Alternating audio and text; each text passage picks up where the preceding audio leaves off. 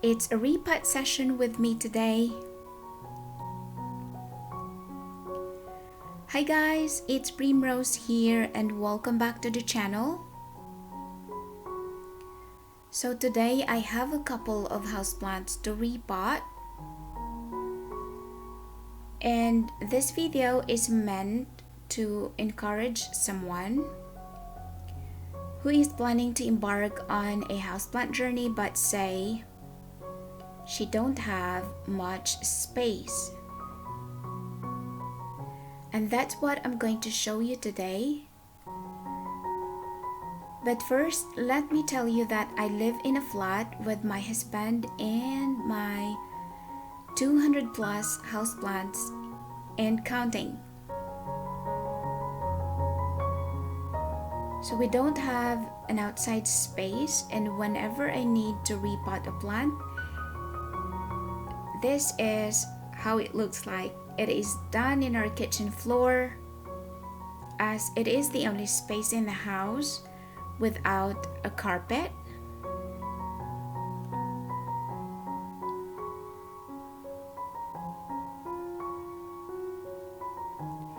And whenever I have plants that needs treatment from all kinds of bugs, because I seem to be getting a lot of them this year uninvited, so whenever that happens, I take them to the bathroom because it makes things easier to clean up afterwards. Because believe me, it is a big mess when you spray everything from top to bottom. It creates a big mess. So the perfect space to do that is the bathroom.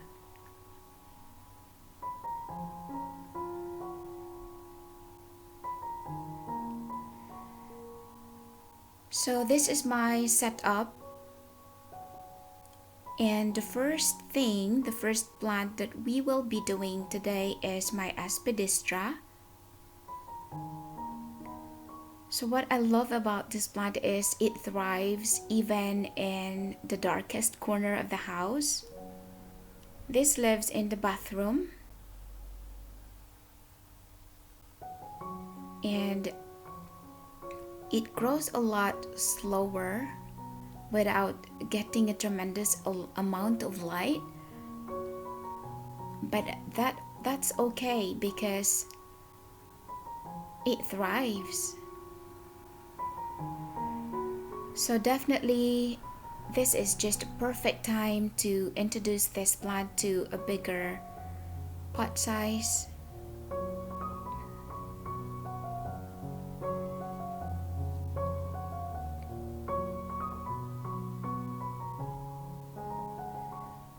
So here I have used a mesh that I collected from my garlic. So the purpose is to cover the hole at the bottom. That way each time I water my plants, the soil does not come out from the drainage hole.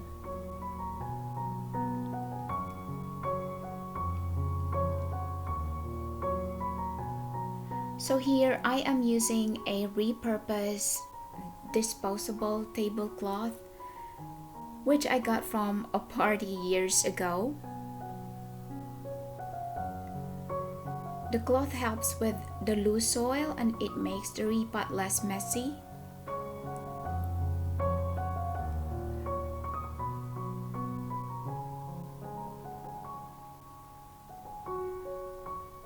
So the mistake that I always make when I repot a plant is that I fill the pot with soil up to the top, that each time I water my plants, it overflows and it creates a mess. So that's the one thing that I always try to remember, to leave at least half an inch of space on top.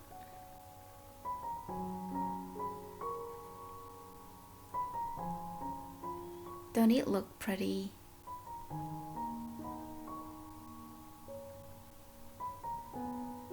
So this year I am into terracotta pots They are cheaper and I don't worry so much about overwatering my plants. I think when it comes to watering my plants, I am a little bit heavy-handed. So this is my Philodendron cellulum. I think this is a juvenile form. And this has been with me for almost a year now.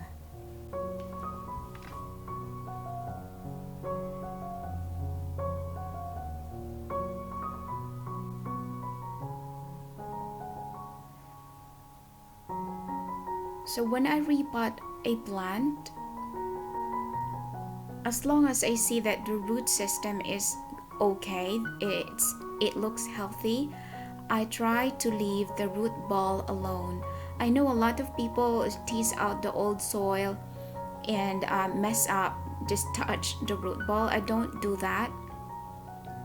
I feel like each time I touch the root ball, the plant um, needs a little bit more time to bounce back after the repot, so I just leave it alone.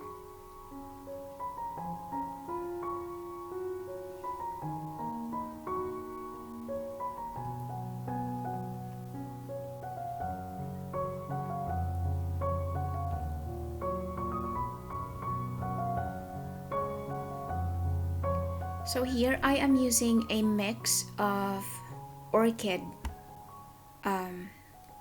bark, which is made up of coarse bark and some ceramis. And I also add some potting soil to it because I tried to use more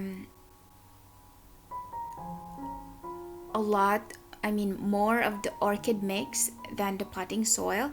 And what happened is that the pot just dries out quickly, and I don't really have time to water my plants every day. So as much as possible, I wanted a good amount of potting soil into the mix. That way the moist can stay, or the pot can stay moist for at least 3 to 4 days.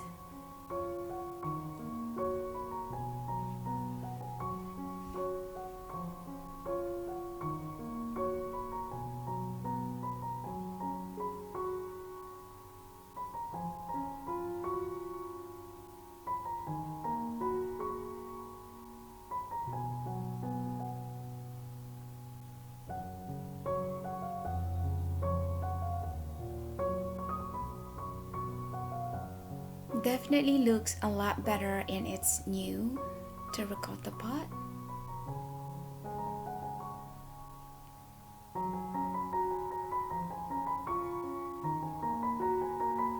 So she looks even prettier in its new pot.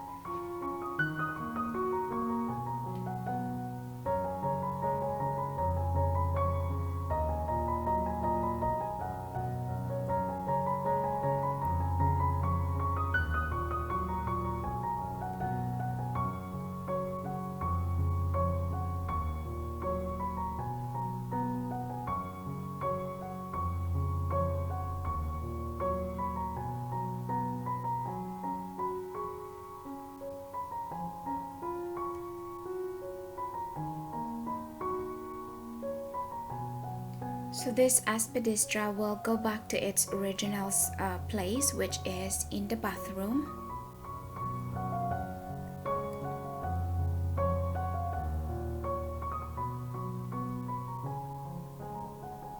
So this is underneath the sink, and whenever you love plants and you don't have much space, so I try to be creative with my space so I could squeeze in a lot of plants.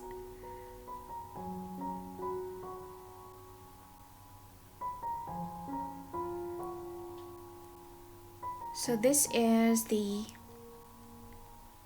tidying part, guys. So definitely that tablecloth helps the soil to catch the loose soil, and the repot a lot less messy, and it makes tidying up a lot easier.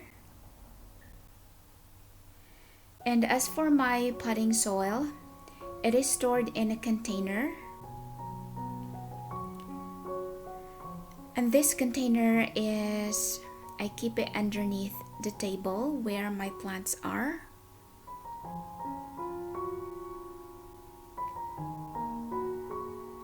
So I thank you guys so much for watching. I hope you enjoyed the video. And stay well, stay safe, be well, and I'll see you guys in the next video. Bye!